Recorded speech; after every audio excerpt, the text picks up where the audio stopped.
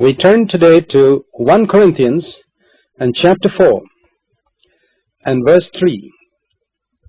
Paul was saying here, as we considered in our last study, that if he was called to account by any human court, it mattered nothing to him.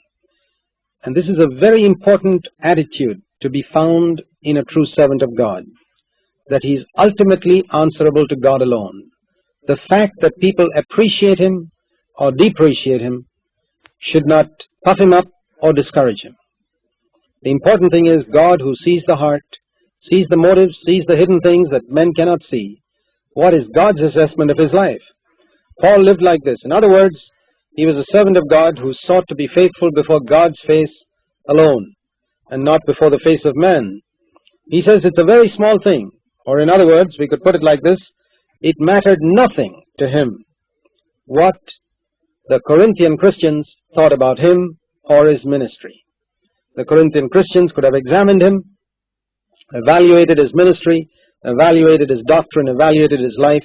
It mattered absolutely nothing to Paul. What God thought about Paul meant much more to Paul than what man thought about Paul.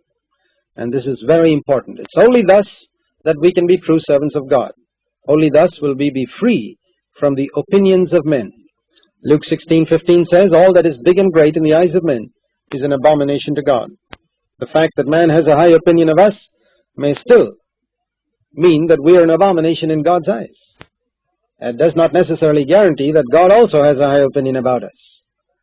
Likewise, Paul says in Galatians 1:10, if I seek to please men, I cannot be the servant of Christ. My service may be very good, but if the motivation behind it all is the pleasing of men, men will be impressed, but not God. There are many other examples like that. He says, the final day, the fire is going to test all of my work. We considered that in 1 Corinthians 3, verse 12 and 13. And if the fire is going to test my work concerning its origin, power, and motive, what difference does it make what you fellows think about my ministry, or about my life, or about my doctrine? It means absolutely nothing. He says, I do not place any value on the opinion of men. But that doesn't mean he lives a careless life. It doesn't mean that he ignores his conscience. Some people can use that as in a wrong way, as something which is an excuse for their living a sinful life. No, Paul is not doing that. He says in verse 4, I am conscious of nothing against myself. In other words, he says, consciously, I am not committing any sin. This is the standard of life God wants his children to live in, where at every time, and at all times, and at any time, they should be able to say, in sincerity, before God's face, Lord, I am at this moment conscious of nothing against myself. If there has been something troubling my conscience, I have confessed it, forsaken it, set it right with God and with man. That's how Paul lived. As it says in Acts 24 and verse 16, I always exercise myself. In other words, I do my best to maintain a blameless conscience before God and before men. And because he did his best to keep his conscience clear, he lived in this state at all times. 1 Corinthians 4:4. I am conscious of nothing against myself. The only perfection that we can attain here on this earth is perfection according to our conscience.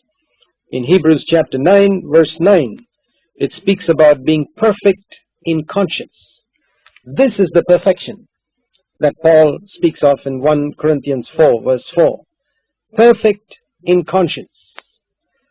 Total perfection in our entire personality and being. In other words, total likeness to Christ.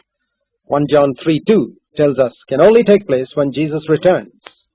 But until we reach that total perfection, we are to live on earth with this perfection, the perfection of our conscience. In other words, I am conscious of nothing against myself. But he goes on to speak in 1 Corinthians 4:4 about unconscious sin, where he says that doesn't mean I'm acquitted. That doesn't mean I'm not guilty of any wrongdoing in my unconscious life. There may be a lot of things, there are a lot of things I'm doing unconsciously which I'm unaware of, which are unchristlike, As I progress spiritually, as I mature spiritually, I'll get more and more light on those hidden areas of my life. The one who examines me is the Lord, not you Corinthians, not you carnal Corinthians, not even the spiritual brothers like Peter and John and Apollos, but the Lord himself.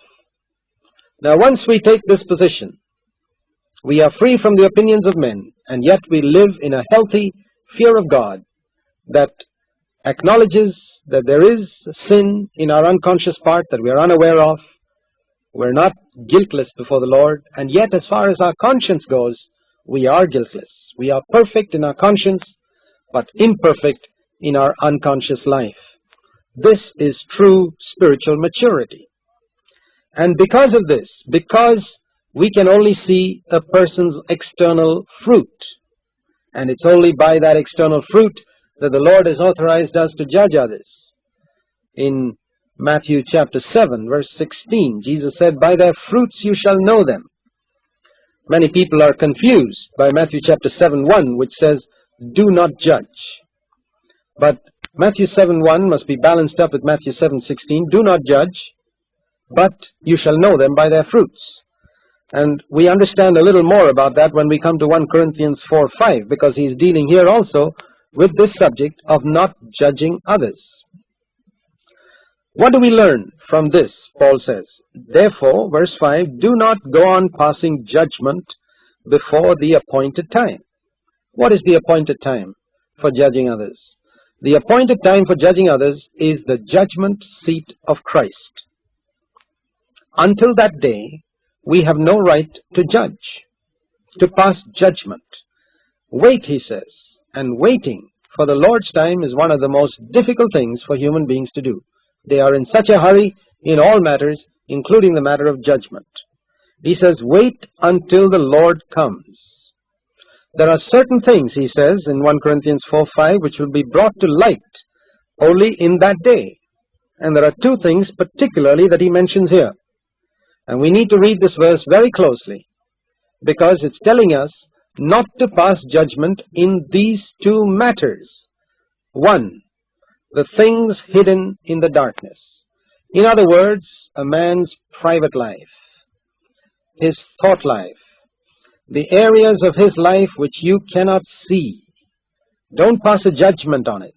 Don't imagine that a man is doing this in his private life or thinking this in his thought life, because those are all hidden things in the darkness which we do not see, we've got no idea about, and so how in the world can we ever pass a judgment on them? Being children of Adam, we have a tendency, and having a flesh that has come from the children of Adam, we have this tendency to think the worst about other people. But when we become children of God, we stop judging, or we should stop judging, the things that are hidden in the darkness. The second thing Paul says in 1 Corinthians 4:5, not to judge in other people, is their motives. You see a particular action, it may be a good action, but then because you don't like that particular person, you attribute a bad motive to that action, and you say, well, that was good what he did, but he did it with a bad motive. And the question is, how did you know his motive? You cannot look into his heart. His motive may have been good. His motive may have been for the glory of God. And so that verse teaches us there are two things which we cannot see, and therefore we should not judge. The model of that verse is that do not judge what you cannot see. A man's private life, his thought life, and secondly, the motives with which he does certain things. But that doesn't mean that we should not judge his fruit. Matthew 7:16 said, we are to judge a person by their fruits. In other words, the part of a tree that we can see. If the fruit is rotten, we know the tree is rotten. The point of 1 Corinthians 4:5 is don't go digging into the tree to find out the quality of its sap that flows in its branches or the roots that are underneath the tree. Just look at the external fruit, and by that you can assess a man, because the fruit indicates the quality of the tree. And so we are told to judge righteous judgment. Jesus said that in John chapter 7 and verse 24. He said, do not judge according to appearance, but judge with righteous judgment. Do not judge, but judge. This is the balance in the New Testament. Do not judge the hidden things, do not judge the motives, but judge the fruits. the external life. Thereby we can assess one another. And in that final day, we read in verse 5 of 1 Corinthians 4, each man's praise will come to him from God, not from men. Today we get our praise from men, but in that day our praise will come to us from God. On the basis of what? The two things mentioned in verse 5. According to our private life, our thought life, and our motives. How is it going to be with us when we stand before the Lord and the Lord judges our thought life? Will we get praise from God? When He judges our private life, which men could not see? When He judges the motives with which we did and said various things, will we get a reward and praise from God or not? This is the thing that should occupy our mind. Then we shall find plenty to cleanse ourselves from, and we shall stop wasting our time unnecessarily judging other people.